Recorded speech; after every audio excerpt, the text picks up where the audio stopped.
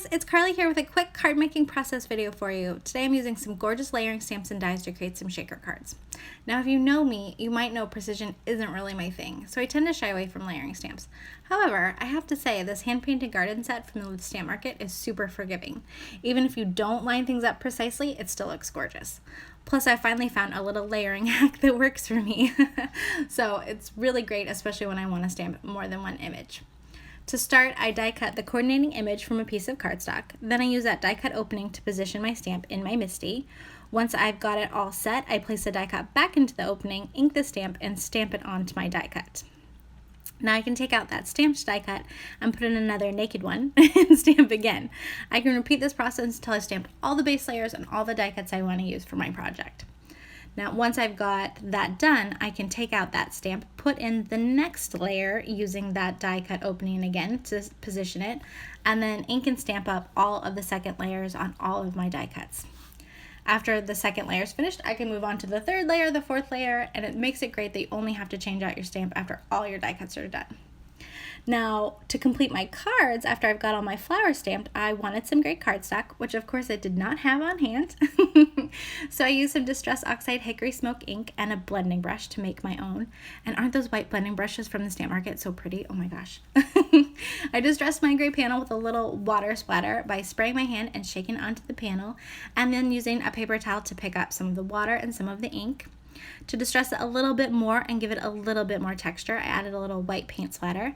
I like to use white acrylic paint because it's opaquer than ink or water and therefore a truer white once you splatter it and it dries.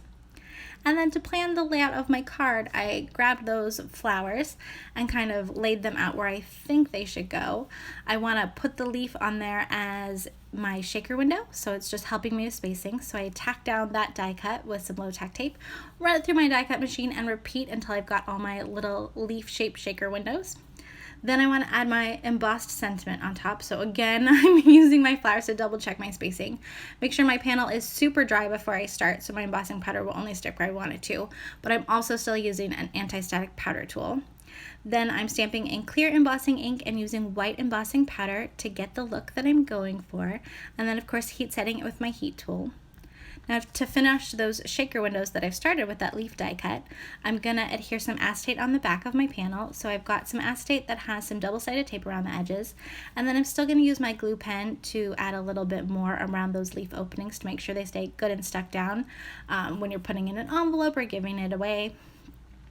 And then once that is all set, your shaker window is ready, I need to create my shaker container on the back. So I've used a little bit of foam tape and I've got my sequins in there, and then I'm putting another piece of ink blended cardstock on the back to close, and it's the cracked pistachio color that I've done, and it's going to show through those little shaker windows.